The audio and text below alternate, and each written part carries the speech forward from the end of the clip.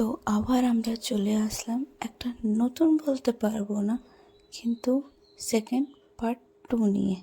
এই যে টুনটুনিকে এবার স্নান করানো যাচ্ছিল, তাই আমরা সবাই রেডি হয়ে দাঁড়িয়েছিলাম ফটো তুলতে। এই যে ফটো তুলে এবার ক্যামেরা দাদা বলছে, না বৌদি তুমি একটু হয়ে দাঁড়াও, তারপরে তুমি বিশ্বাস করবে না আমি যে পরিমাণে মোটা হয়েছি, আমাকে তো লাগছে কি আমি মা হয়ে গেছি, এত মোটা হয়েছি। এই যে রোদ্দুরে আমরা যাচ্ছিলাম স্নান করাতে, যেহেতু এত পরিমাণে রোদ ছিল সেদিনে, তো কি বলাই যায় না। আমাদের সাথে যাচ্ছিল কাকিমা, আর আমি শঙ্খ ফুঁকছিলাম। এবার শঙ্খে ফুঁকবো, এত গরম এত গরম কি শঙ্খ ফুঁকতে আমার পাটা জ্বলছিল। তাই কেরকম সেরকম করে যাচ্ছিলাম ছুটে ছুটে, কি জলদি পৌঁছাই বলে। এই পরিমাণে গরম, তার জন্যে। আর বলে দিদি এরকম আজকের দিনে সুতি শাড়ি পরেছে এখন স্নান করানোর টাইমে, কেন কি মা আজকে ভালো করে স্নান করবে, পুজো করবে, করে অনেক নিয়ম আছে, সেসব নিয়মটা আপনাদেরকে দেখাবো। আর সেই পুকুরটা বেশ দূরে নেই, আমাদের ঘরের পিছনেই আছে।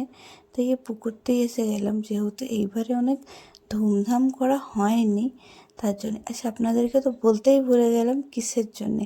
আমার টুনটুনির অন্নপ্রাশন আছে, তার জন্যেই এসব করা। অর্ধেক ক্লিপে খাওয়া দাওয়া করলাম, আর এই ক্লিপে স্নান দেখাবো। কেন, যে পরিমাণ এত বড় কি একসাথে আমি করে দেখাতেই পারবো না, অনেক বড় হয়ে যাবে। এই যে আমরা ছবি তুলছিলাম, আচ্ছা কেউ নেই বলতে আমরা ঘরোয়া অনুষ্ঠান করছি, নাকি ঘরের মধ্যেই সবাই আছে। তাই মাসিমা, মাসি সবাই রান্না বান্নাতে ব্যস্ত ছিল। যেহেতু আমাদের ঘরের নিয়ম কি আমাদেরকে 5 জনকে খাওয়াতে হয়, সেটার জন্যেই সবাইকে রান্না বান্নায় ভিড়িয়ে তাহলে আমরাই এসে গেলাম স্নান করাতে গেলে। এই যে পুজো হচ্ছে ভালো করে, নিয়ম যেটা আছে, এটা আমি নিয়মটা প্রথমবার দেখছি। যেটা আমি নন বেঙ্গলি ছিলাম, এখন বেঙ্গলি হয়ে গেছি, তো এসব নিয়ম প্রথমবারই দেখলাম।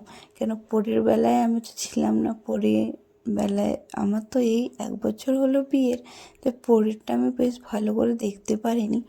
এইটা বেলায় আমি ভালো করে সব কিছু দেখছি, ওর জন্ম, ওর হাসি, ওর কান্না, ওর অন্নপ্রাশন সব দেখছি। আচ্ছা, ওটা যে মিশাচ্ছে ওটা চিড়া আছে, চিড়া আর মিষ্টি। বলা যায় কি চিড়া আর মিষ্টি 3 জায়গায় দিতে হয়, তাহলে ভালো করে মিশিয়ে 3 জায়গার মতন করে দিচ্ছিল।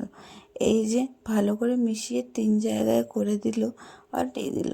আচ্ছা, আমার টুনটুন যেহেতু যেহেতু বেশি ছিল, তার জন্য বলছে আমিও যাব চান করতে, আর আমাকেও নিয়ে চলো। যেহেতু ওর কাকা ওখানে চান করতে ঢুকেছে, আমার কাকিমা যেটা দেখালাম তার ছেলে সোমদীপ, তো ও যে চান করতে ঢুকলো, তার জন্যে ওকেও যাওয়ার আছে, ওর বায়না আলাদা। এই যে পুজো হচ্ছে, এই যে দেখাচ্ছি তো, দেখুন ও আবার সব কিছু খুলে টুলে ঘুরে বেড়াচ্ছে, গিয়ে আমি স্নান করবো। আর ভিউজটা যে এই পরিমাণে সুন্দর বলাই নেই, সেটা আপনারা দেখতেই পাচ্ছেন, এত সুন্দর ভিউজ আছে।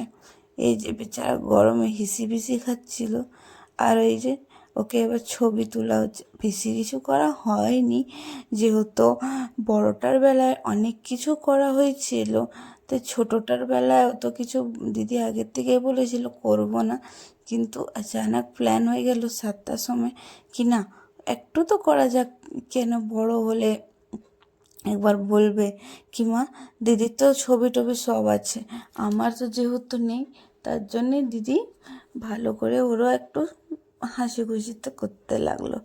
এই যে স্নান করে শান্তি। আর পুকুরের জল সেদিনকে অনেক গরম ছিল, আমি নামিনি, দিদি বলছিল।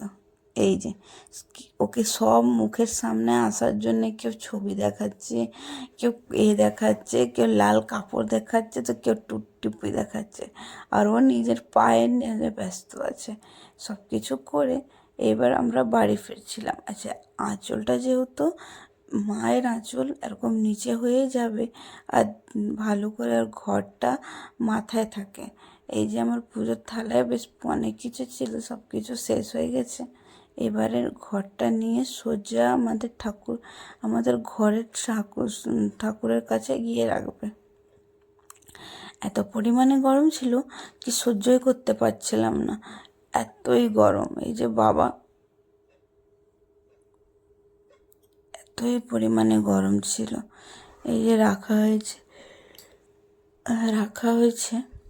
আচ্ছা, আমরা এই জায়গায় রাখিনি যেহেতু ক্যামেরাওয়ালাকে ডাকা হয়নি বলে দিদি বললো আগে ক্যামেরাওয়ালাকে ডেকে দে, তারপরে রাখবো। তারপরে দিদি রেখে দিল আর আমি চলে গেলাম টুনটুনিকে আলতা পরাতে। আজকের নিয়ম হচ্ছে কি, আজকে আলতা লাগাবে, প্রথমবার আলতা ছোঁয়াবে। তার জন্যে কি করব বলে আলতা, এবার ও বাচ্চা পা তো, ওকে আলতা ওরকম লাগছিল না, তাই আমি বললাম আমি লাগিয়ে দিচ্ছি, দাও। তাহলে ওই যে হাত দিয়ে আমি লাগাতে শুরু করলাম। আর এই পরিমাণে পাটা সুন্দর দেখাচ্ছিল, বিশ্বাস করতে পারবেন না। এত ছোট ছোট পা, এত পরিমাণে সুন্দর দেখাচ্ছিল। প্রথমবার আমার টুনটুনি সুন্দর করে আলতা পরেছে। আলতা পরার পরে ওর নিজের পাই শুধু দেখছিল, কি ও কার এটা পা, এটা কী জিনিস লাগছে, নিজের পা নিজে নিয়ে খেয়ে যাবে, এরকম করে বারবার নিজের পা নেওয়ার চেষ্টা করছিল। এই যে দুটা পা করা হয়ে গেল। এবারে ওর মাসি মানে কি মিমিরা সবাই ওর অন্নপ্রাশনের জন্য লেখা করছিল। এতে সুন্দর করে সাজিয়ে গুজিয়ে লিখেছে এক একটা জিনিস, যেটা আমি বাংলা জানি না। লাস্টে দিদি বললো একটু কোথাও কোথাও ভুল আছে, তাই ও তো ভালো করে জানি না, কিন্তু ওরা করেছে, একদিন চেষ্টা তো করলো এত সুন্দর করে, সেটাই বড় কথা। তারপরে আমি এসে গেলাম কিছু টুকিটাকি নিতে, যেহেতু প্রথমবার অত এক্সপেন্সিভ নিতে পারলাম না, বাট নিলাম দিদিকে। তাই জিজ্ঞেস করলাম কেমন লাগছে, দিদি বললো বেশ ভালো ডিজাইন, ভালোই লাগছে। তাহলে আজকের ভিডিওটা এতই। কালকে আবার একটা নতুন না বলতে পারবেন না, যেহেতু এর পার্ট 3 আপনাদের ভালো করেই দেখতে পারবেন। তাহলে আজকের মতন এই যে বিদায় নিলাম, কালকে আবার দেখা হবে। তাহলে সবাই ভালো থাকুন, সুস্থ থাকুন, আর নিজের খেয়াল রাখুন। এবারে রাখা হচ্ছে।